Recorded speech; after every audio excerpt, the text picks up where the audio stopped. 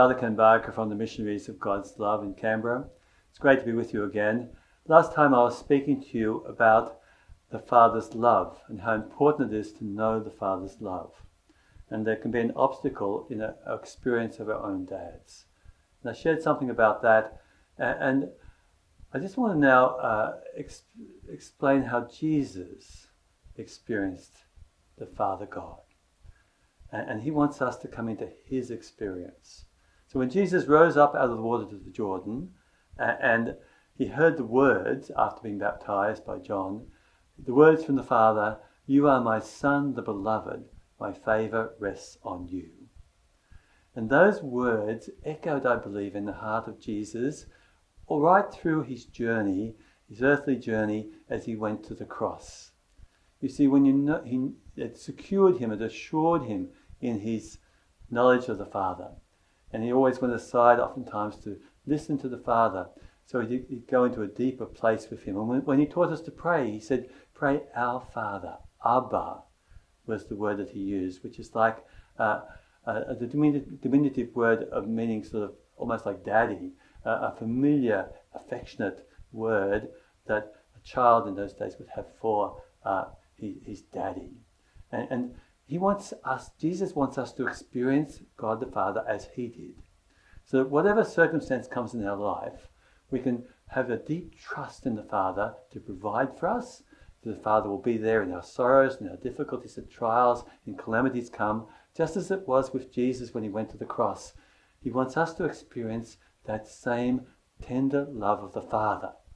This is really important for us. You know, an image that comes to mind is an acrobat who had sort of set up a rope across between two buildings in New York. And he was walking on this rope, tightrope walking. And the crowds gathered down below. And that was fine, but then he did something quite irresponsible. He went back to the window and he picked up his own son, little boy, and he carried him as he walked that tightrope. But you can imagine the people down below, when he drop him, what will happen? So anyway, when they came down after the act, the reporters were there and they asked questions. And they asked first of all, the reporter, the acrobat, various questions, and then they asked the boy, "Weren't you scared up there when you were up so high?" And the boy said, "No, I wasn't scared. I was in my daddy's arms." Now that's how we're meant to walk through life. In my Father's arms, in the loving embrace of the Father. That was the secret of Jesus and his journey, what took him to the cross. And even in the Garden of Gethsemane, he calls out, "Abba," but take this cross from me, but your will, not mine, be done.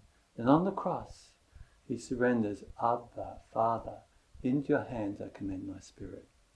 We're meant to discover that way of relating to God that enables us, even in the very difficult and trying times in life, to still trust that we're in the loving embrace of the Father God.